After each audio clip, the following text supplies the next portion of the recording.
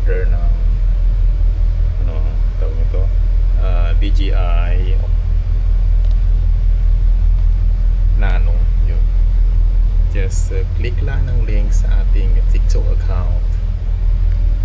Okay, so mag-proceed po tayo sa tutorial natin. Natin talaga yung ano, camera.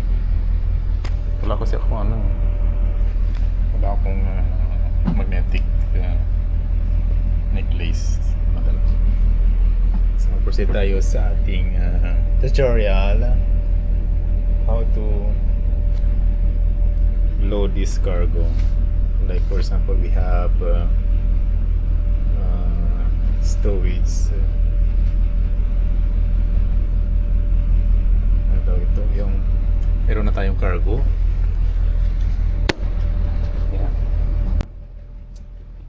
Kita ba yung cargo po na? So meron tayong cargo from ating charterer.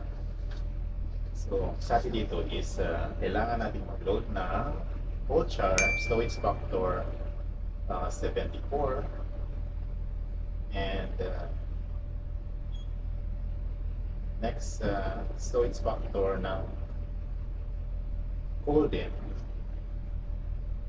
is 50. So hanapin natin dito sa section 12 na stowage factor conversion table sa MSC table. So MSC table. And then yung next natin is hanapin natin yung 74. So punta kayo dito sa cubic per long ton. So 74, we have 2.06 31. So i-entry natin yan sa ating load master. Lagay natin dito sa 2. Ito nalagay ko na is liwanag ba? Ito na. Sarado natin.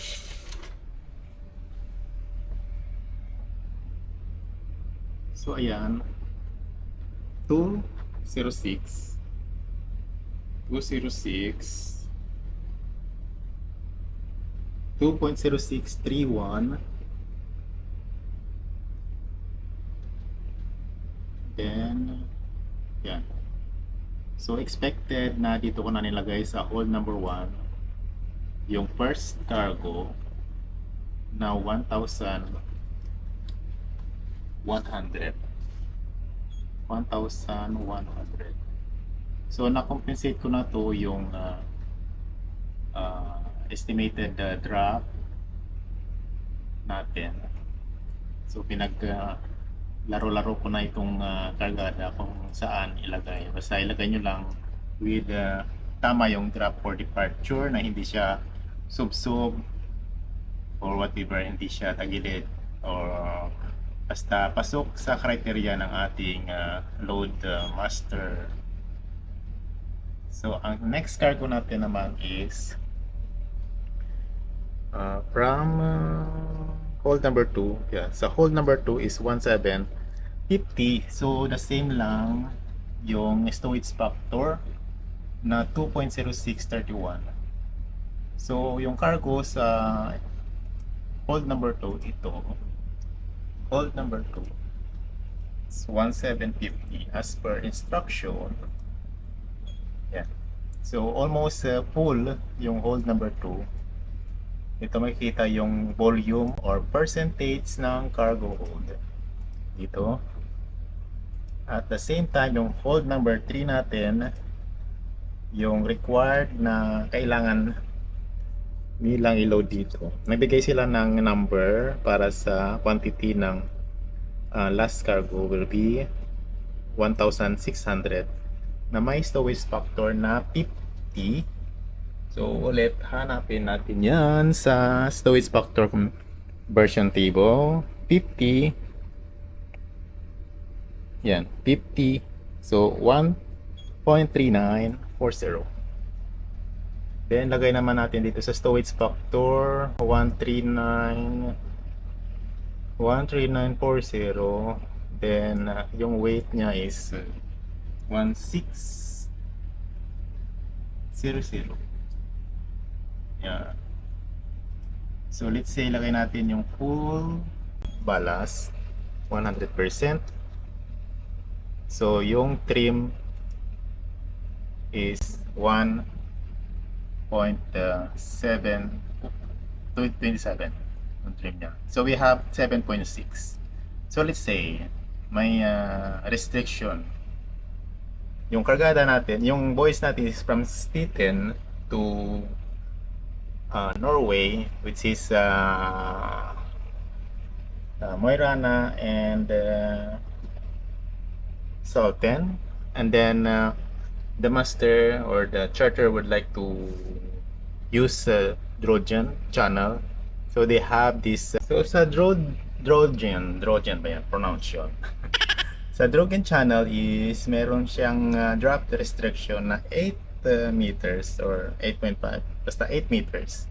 So we going to compensate with our ballast so that mag decrease yung ating maximum drop. Let's say tanggalin natin itong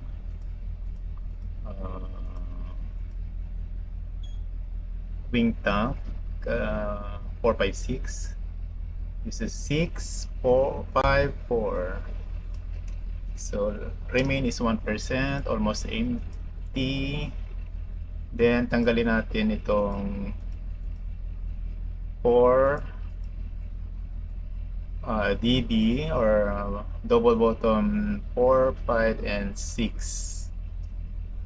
Let's say 1% din, almost empty. And ngayon is meron tayong almost even keel for departure, and then may GM tayo na 0.95. Hindi masyado makita. Yan. 0.95. So para hindi tayo sub-sub dahil meron tayong consumption ng fuel, let's say pump out natin itong 4 peak then. So it's either wing tank number 1,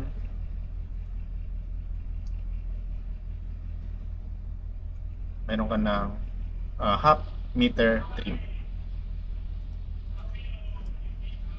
So the same, we have GM na 1 meter almost. So okay na, at least hindi siya mag red. So we have 6.4, pwede na siya makapag navigate doon sa Drogen channel. So 6.5 yung ating trim. Yan. Or let's say 4 peak. Kung gusto niyo naman 4 peak yung ating i-discarga 1%. So mayroon tayong 1.6 trim. So medyo mataas naman yung trim natin. So maganda itong 4 peak DB wing tank number 1 na lang yung i-discarga natin para meron siyang half meter trim. So ganyan na. You have to compensate lang sa ballast for good stability requirements before departure ng port, then arrival ng port. So meron tayong dalawang port of the discharge. So pag na-discharge natin itong first, sabi dito is discharging port. Discharging port first is Mo i Rana, which is the cargo is 1750. So tanggalin natin 0 na to. Let's say discharge natin yan. So meron pa rin tayong 0.89 trim, 0.89 trim, 5.6. So nakadepende po sa inyo kung gusto nyo magbalas or hindi na muna, para madaling i-compute yung ating drop survey pag nag-discharge ng 750. Although isang compartment naman to lahat siya. So madali na lang siyang i-compute. Or kahit hindi ka na compute pa ng drop survey departure kasi naka isang compartment lang. For example, pag yung isang kargada nasa isang compartment lang without separation ng bucket. So meron kang babantayan na drop limit para malaman natin kung ilan yung ating na-discarga na cargo, which is 1750. So monitoring yan. Pag isang compartment, so no more monitoring. So pwede na tayo magbalas. Yan. So ayan. Kung meron po kayong comments sa ating mini tutorial ng ating loading, just leave comments sa comment section. So yun lang mga kaibigan. Sana nakatulong ito sa inyo for the future chief officer. Thank you. And please subscribe sa ating YouTube channel. Bye!